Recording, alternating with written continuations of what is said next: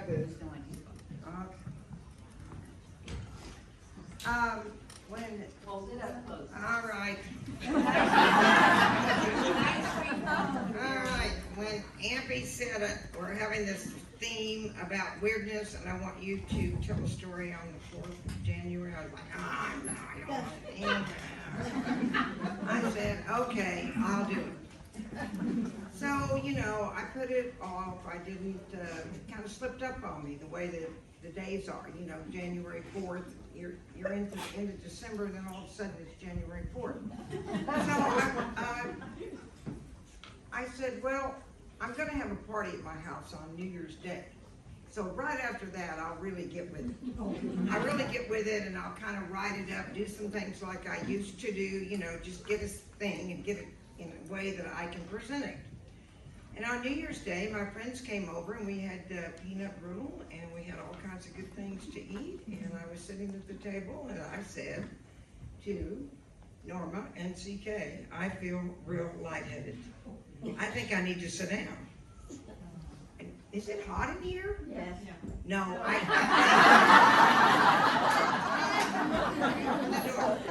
anyway, I said, I'll get moving faster. Is it hot in here? And they said, no, not really. I said, oh, okay. And I said, I don't know why, but my hand has gone numb.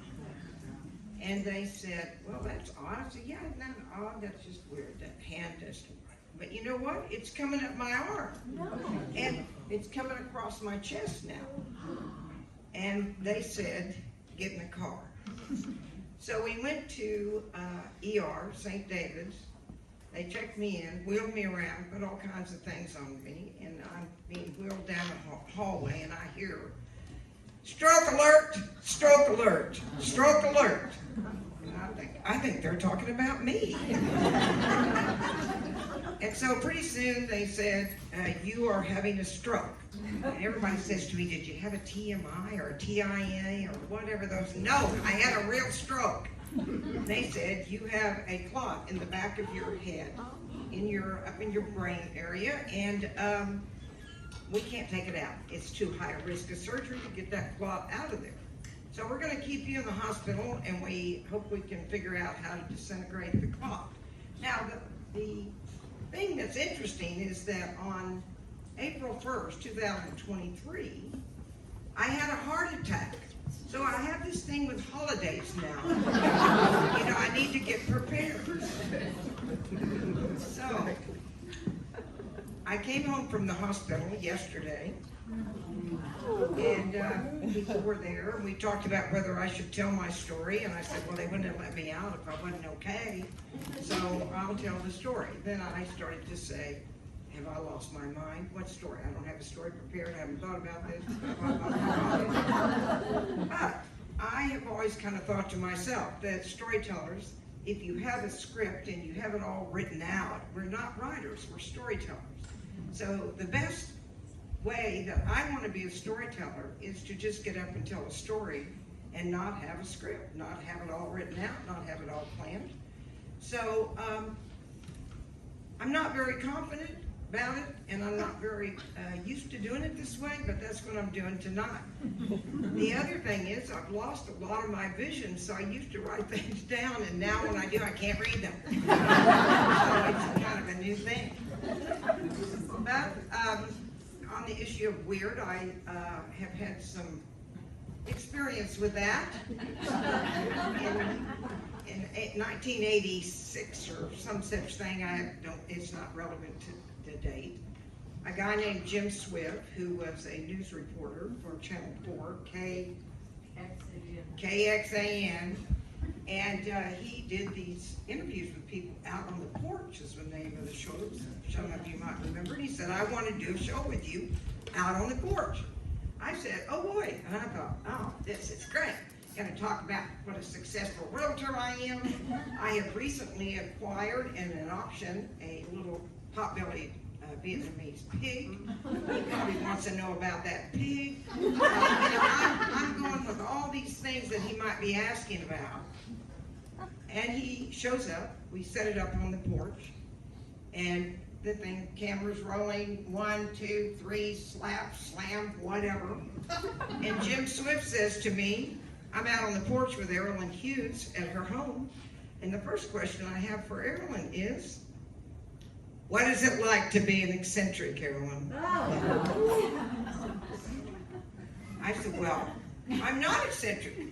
I'm just a normal girl from Oklahoma. You know, in my town, eccentric meant weird where I grew up.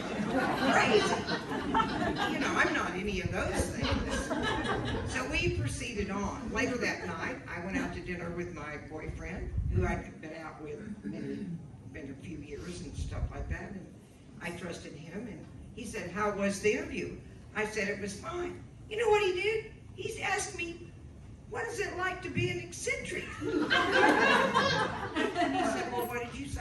I said, well, I told him I wasn't one. And he said, you don't think you're eccentric? And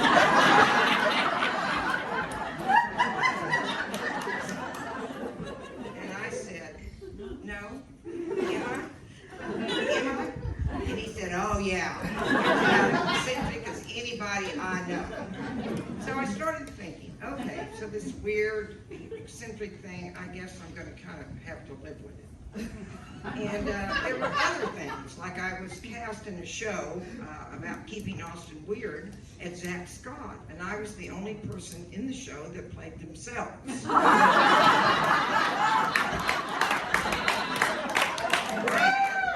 had art cars, I decorated all these cars that drove around town, with a pig hanging out the window.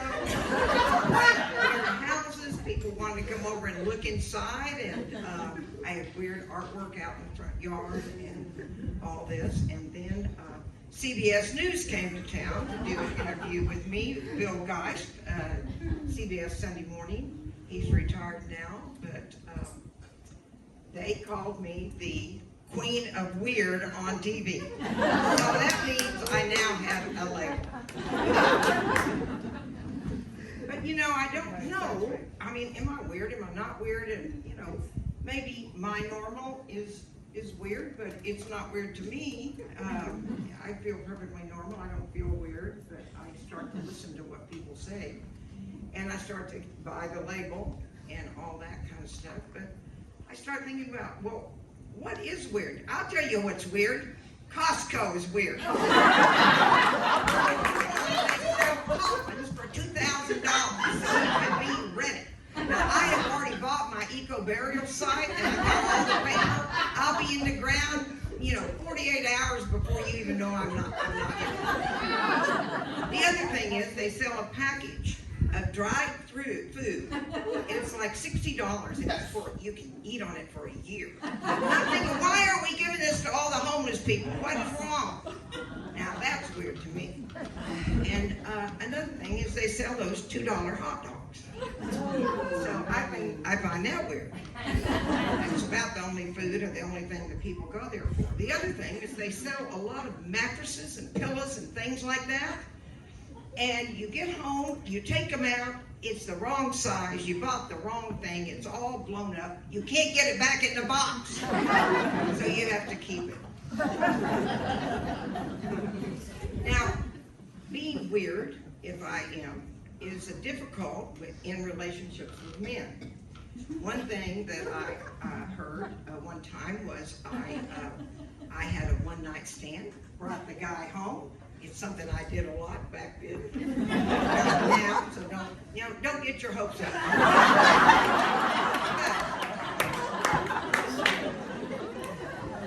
We had a nice evening. He came to my house, and the next morning he said, well, I guess I'll won't be seeing you. You won't see me again, I don't think. And I said, well, what is this about? He said, well, it's pretty clear to me I won't be back because you only have one nightstand in your bedroom. I got it. But most of the time they would say things like, I think you're bossy. And I would say, you say that like it's a bad thing. Let's talk about some of your imperfections. That would shut them up. But I kind of fought this bossy thing for a long time. And, you know, I had to kind of learn to wear it because some people have to be bossy, some people have to get things done, and also it's a gender thing. Yeah. There aren't any men that are bosses where Yeah. people say that he's a boss and he's too bossy. No, it's always about the women. Yeah. But as a bossy person, I think, well, I really don't see it as bossy. I see it as leadership. Somebody has to do it. Somebody has to do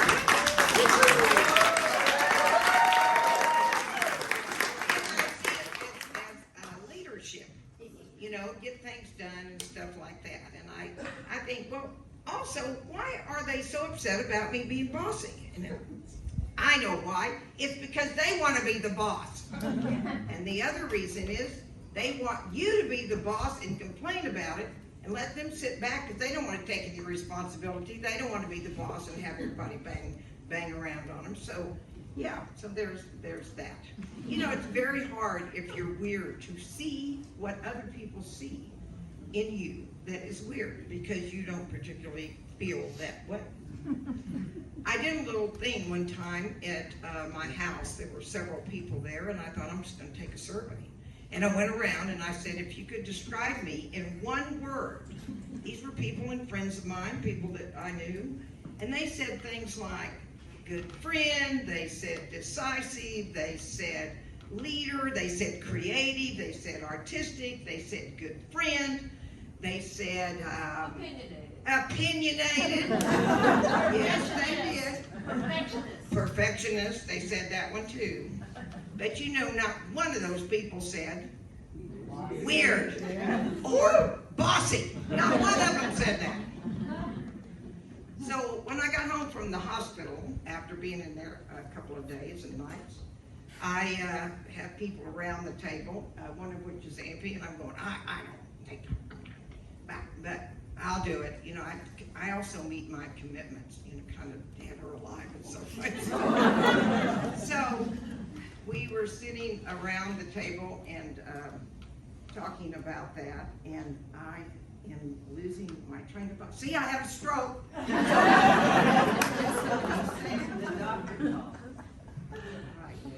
I was trying to think of something we were talking about that was fun or something that we're eating, but no, the phone rang. I normally don't answer numbers that I don't have in my database that have a name with it, but for some reason I thought, well, I'll answer this. I answered it, and he said, this is Dr. Cass. And I didn't get back to you before they released you or discharged you from the hospital, but I wanted to talk to you.